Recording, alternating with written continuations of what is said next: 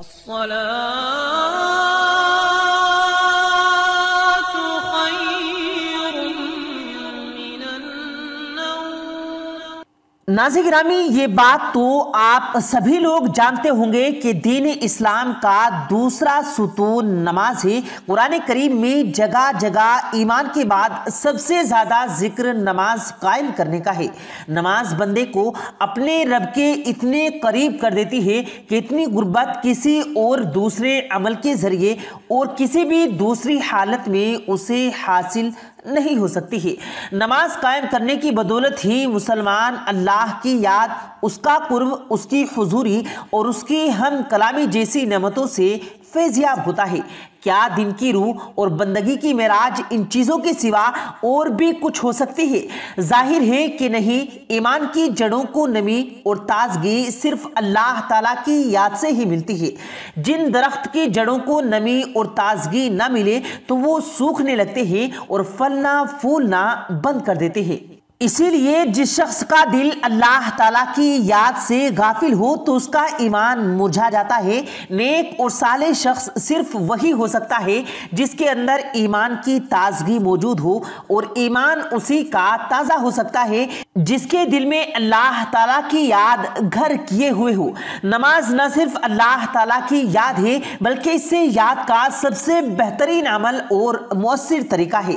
اس لیے نیکی اور خدا درسی کے وجود کو نماز کے وجود پر منحصر ہونا چاہیے۔ یہ تو ہے مختصراً نماز کی اہمیت، لیکن اس سے جڑے کچھ معجزات ایسے ہیں جن کو سن کر کافر بھی ایمان لے آتے ہیں۔ آج ہم آپ کے سامنے ایک ایسا ہی واقعہ رکھنے جا رہے ہیں کہ جب ایک یہودی سائنسدان نے نماز کی حالت میں ایک نمازی کے سر پر میڈیکل مشین رکھ دی، جس کے بعد ایک ایسا معجزہ رونما ہوا کہ دنیا دنگ رہ گئی، اور اسی معجزے کی وجہ سے اس یہودی سائنسدان نے کلمہ بھی پڑھ لیا اور وہ مسلمان ہو گیا۔ پیارے دوستوں، بلا شبہ نماز کی بہت ساری برکات ہیں جو بڑی اہم اور بیش قیمت ہیں، اور انسان کو صحیح اسلامی ذہن اور مطلوبہ اسلامی زندگی عطا کرنے میں نمایاں حصہ ادا کر لیتی ہے۔ لہٰذا نماز کی برکت کو جاننا ہر مسلمان مرد و عورت کے لیے انتہائی ضروری ہے۔ اسلام مومنوں کو ہدایت کرتا ہے کہ وہ منظم انتظامی زندگی بسر کرے۔ ان کا ایک ایمان ہو جو سپاہ سالار کی مانند ہو۔ اذان ہوتے ہی لوگ گھروں، دکانوں، دفتروں اور کھیتوں سے نکل کر مسجد کا رخ کریں۔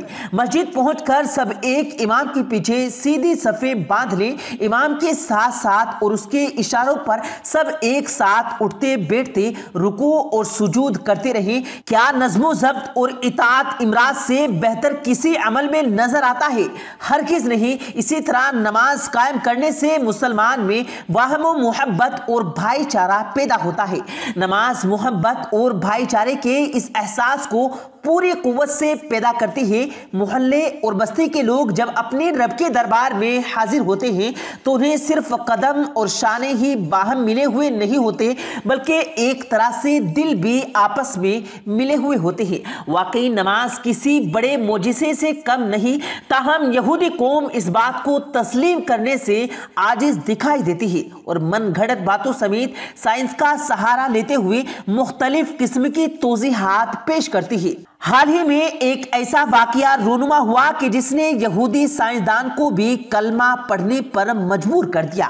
پیارے دوستو، یہ واقعہ کچھ یوں ہے کہ انہوں نے انڈونیشیا کی ایک یونیورسٹی میں ایک سائنسدان کچھ تجربات کر رہا تھا تو اس نے ایک دن ایک مسلمان نمازی کے سر پر میڈیکل کی مشین فکس کی اور اسے نماز پڑھنے کو کہا، اور اس کی حرکتیں سکنات یعنی رکوع، سجود اور قیام کا سائنس کی مشینوں سے معائنہ کرنے لگا، اور وہ یہ عمل ایک ہفتے تک کرتا رہا، اور روزانہ وہ ایک نمازی کو لیب میں لے جاتا اور مشین لگا کر معائنہ کرتا۔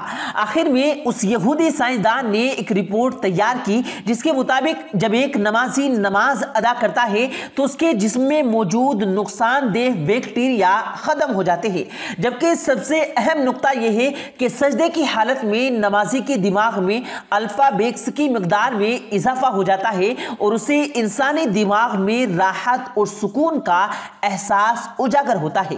اس کے علاوہ پیارے دوستو اس یہودی سائنسدان نے اپنی رپورٹ میں بتایا کہ نماز ادا کرنے سے نمازی کے جسم کی بہترین ورزش ہوتی ہے اور وہ بیماریوں سے محفوظ رہتا ہے۔ اس یہودی سائنسدان نے ان تجربات کے بعد کلمہ پڑھا اور مسلمان ہو گیا۔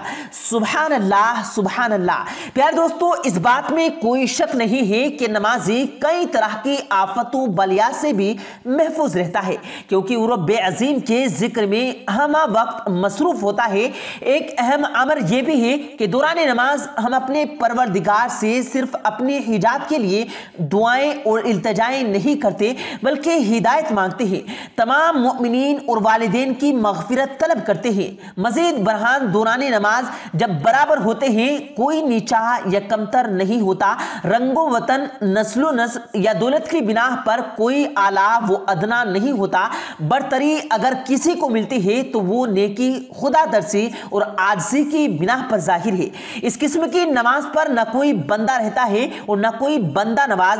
حضرت ابو بکر صدیق رضی اللہ تعالیٰ عنہ، حضرت عمر فاروق رضی اللہ تعالیٰ عنہ، حضرت عثمان غنی رضی اللہ تعالیٰ عنہ اور حضرت علی کرم اللہ وجہہ اور حبشی غلام سب ایک ہی صف میں سرکار دو عالم صلی اللہ علیہ وآلہ وسلم کی امامت میں نماز ادا کرتے رہے، اور آج بھی تمام مسلمانوں کی پیشانیاں حالت نماز میں خاک نجات ہوتی ہیں اور دلوں میں ایک ہی تصور چھایا رہتا ہے، اور وہ یہ کہ ساری عظمتوں کا مالک صرف اللہ تعالیٰ ہے۔ نماز کی برکات کے بعد اب ذکر ہو جائے مطلوبہ نماز کا، جس نماز کے بارے میں اللہ تعالیٰ نے قرآن مجید میں بار بار تاکید ہو، اسے پہچان بھی لینا چاہیے، کیونکہ ہر نماز نماز نہیں ہوتی، جس طرح ہر انسان انسان نہیں ہوتا۔ ناظرین گرامی، جس نماز کو اللہ تعالیٰ نے قائم کرنے کا حکم دیا ہے، اور جو نماز دین کا ستون ہی نہیں بلکہ شاہی ستون ہے، اگر اسے ٹھیک طور پر ادا نہ کیا جائے تو اصل نماز وجود سے نہیں آتی۔ یعنی اقامت کے تحت قائم کی گئی نماز وہی ہوتی ہے جو صحیح وقت پر اور با جماعت ادا کی جائے، ٹھہر ٹھہر اور باقاعدگی کے ساتھ ادا کی ہو، جس کی رکعتوں میں ترتیب ہو، قیام، رکوع اور سجود طویل ادا کیے ہوں، دل میں اللہ تعالیٰ کا ادب ہو، سب سے بڑھ کر اللہ تعالیٰ کی یاد میں کھویا ہوا ہو۔ جس نماز میں ان باتوں کے علاوہ عاجزی اور خشوع ہو، صحیح معنوں میں وہی نماز ہوگی۔ جس نماز میں یہ چیزیں کم سے کم درجے میں بھی نہ ہوں گی، وہ صورتاً نماز تو ہوگی، حقیقتاً نماز ہرگز نہیں ہوگی، اور اس سے وہ فوائد کبھی بھی حاصل نہیں ہو سکیں گے جو ہر مسلمان مومن کی خواہش ہے۔ پیارے دوستو، اللہ تعالیٰ سے دعا ہے اللہ تعالیٰ ہم سب کو نماز خشوع اور خضوع کے ساتھ ادا کرنے کی توفیق دے، آمین اللہم آمین۔ پیارے دوستو، امید کرتے ہیں آپ کو آج کی ہماری یہ ویڈیو ضرور پسند آئی ہوگی۔ اگر آپ کو یہ ویڈیو پسند آیا ہو تو اس ویڈیو کو دل سے لائک کریں اور زیادہ سے زیادہ لوگوں تک اس ویڈیو کو ثواب کی نیت سے شیئر کریں، اور اس ویڈیو کے بارے میں آپ کی کیا رائے ہے کمنٹ سیکشن میں اپنی رائے کا اظہار ضرور دیں، اور مزید اسی طرح کی روز کی ویڈیو پانے کے لیے ہمارے چینل کو ضرور سبسکرائب کریں۔ ملتے ہیں پھر ایک نئی ویڈیو کے ساتھ، تب تک کے لیے اللہ حافظ۔